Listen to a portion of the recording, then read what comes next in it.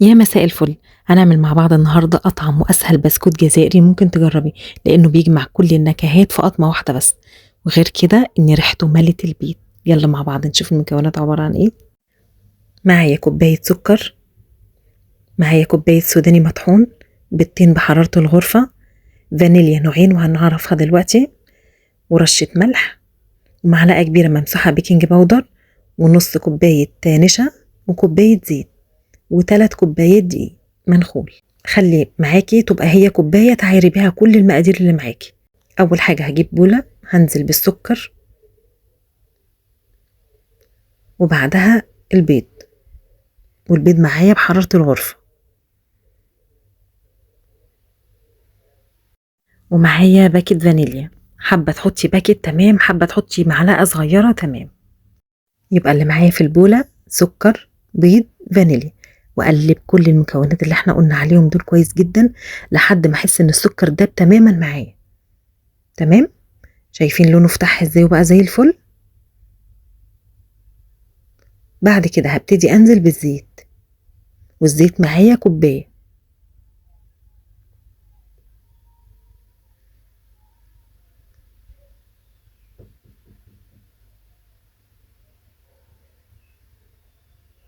ومعلقة كبيرة ممسوحة بيكنج باودر. تمام كده. يلا بينا نقلب كويس قوي المكونات دي تاني. واحلى حاجة في الوصفة انها مش بتحتاج لمضرب كهربائي خالص، يا دوب مضرب يدوي بسيط نبتدي نشتغل بيه. ومعايا بقى حاجة كده هتخلي الطعم تحفة، معايا فانيليا برتقال. جربوها كده، خدوا منها نص معلقة صغيرة كده، هتدي نكهة تحفة. تاني حاجة هتديكي لون تحفة.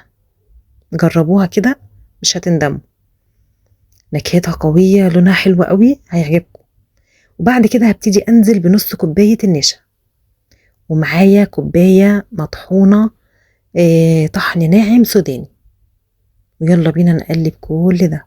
لو حبيتي تستبدلي السوداني بلوز مطحون انتي وراحتك، انا عملته بالسوداني وطلع طعمه تحفة. قلبي حلو قوي. الخليط هتلاقيه لازق كده شوية او تقيل شوية، ما تقلقيش، هو ده بيبقى القوام بتاعه الصح. وبعد كده معايا بقى 3 كوبايات دقيق، هحط عليهم رشة الملح. رشة الملح هي قد ايه؟ حوالي ربع معلقة صغيرة ملح.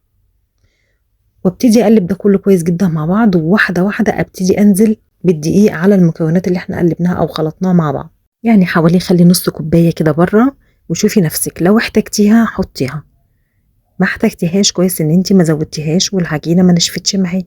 تمام. يعني انت كده كده هتحتاجيها لان المقادير مظبوطة باذن الله. انا بتكلم في نقطة لو دقيق عن دقيق اختلف، فخلي حاجة بسيطة كده بره عشان ما تتضايقيش ان انت تزودي كمان مكونات تانية وانت مش عاملة حسابك عليها. تمام. عجناها وبقت زي الفل. هنبتدي نجيب بلاستيك من فوق وبلاستيك من تحت ونحط العجينة في النص زي ما احنا شايفينها كده، وابتدي افردها بالنشابة. امتى اعرف ان العجينة مظبوطة في ايدي؟ لما احس ان هي مش ملزقة لسه في ايدي. ولو العجينة احتاجت دقيق روحي اغسلي ايدك ونشفيها حلو قوي، وابتدي اعجني فيها او لميها كويس. طول ما ايدك سخنة طول ما العجينة عايزة دقيق تاني، انما لو غسلتي ايدك هتلاقي العجينة مظبوطة وزي الفل. بس ما تحاوليش تعجني فيها عشان ما تنشفش منك قوي، يا دوب بتخلطي بس المكونات. وابتدي افردها زي ما احنا شايفينها كده. اشيل البلاستيك وابتدي اساوي العجينة معايا. عايزة تسويها سويها، مش عايزة اشتغلي فيها زي ما انت عايزة، اشتغلي فيها على طول، مش لازم تسويها. وما تحاوليش تخلي سمكها لا رفيع ولا تخين، خليها وسط. بعد ما سويتها وخليتها زي الفل، ابتدي بقى بالشكل اللي معايا دي امشي على العجين زي ما احنا شايفينها كده. معاكي الشكل ده المدور تمام، المربع، انتي وراحتك، اي شكل متاح عندك ابتدي اشتغلي بيه. وابتدي اشيل الاول الزيادات من العجينة على جنب، واطلع اللي احنا شكلناها على صينية ألمونيوم مدهونة رشة زيت خفيفة جدا، ونرص كل اللي احنا قطعناه في الصينية زي ما احنا شايفين كده. في حاجة صعبة؟ مفيش حاجة صعبة، بس الطعم رهيب، والله رهيب. عارفين يعني ايه بتاكلوا بسكوتة كده بالسوداني بالبرتقال بالفانيليا، مجمعة حاجات كده غريبة بس في الآخر مدية طعم رهيب. جربوها هتعجبكم قوي قوي. اوفر واحسن 1000 مرة من انك تشتري من بره. انتوا عارفين البسكوتات بره دلوقتي بقت اسعارها عاملة ازاي، بقى اوفر في السعر واوفر في الحجم.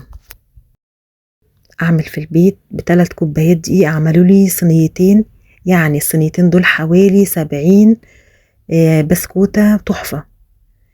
بعد كده بعد ما شكلنا العجين كله زي ما احنا شايفين كده، هبتدي اجيب صفار بيض، صفار بس مش بيضة كاملة، صفار بس، وابتدي اخلطها مع بعض كده، اقلبها حلو قوي. وعلى وش العجين ادي اللي هي الرشة اللي احنا شايفينها دي، او مسحة الصفار البيض زي ما احنا شايفينها كده، وابتدي ادخلها الفرن وتطلع معايا بالشكل ده. اللمعة اللي فيها دي من الصفار، ولا زفر ولا اي حاجة خالص. ليه؟ لان احنا حاطين فانيليا والدنيا زي الفل.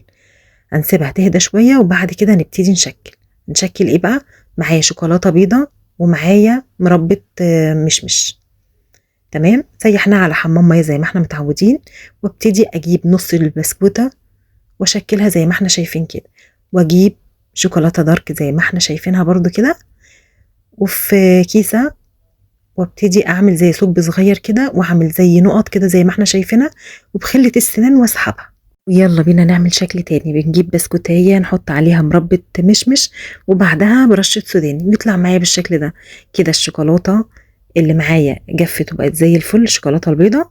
يلا بينا بقى نكمل النص التاني، ادهنها مربى وبعدها رشة سوداني، وتبقى معايا بالشكل التحفة ده. ايه رأيكم في شكلها؟ تحس كده حاجات صورية كده جاهزة تحفة. والبسكوتة اللي هي التالتة، الشكل التالت ده، بجيب بسكوتة وبالشوكولاتة الدارك واعمل اشكال كده زي زجزاج كده، بيطلع معايا بالشكل التحفة اللي انتوا شايفينه ده.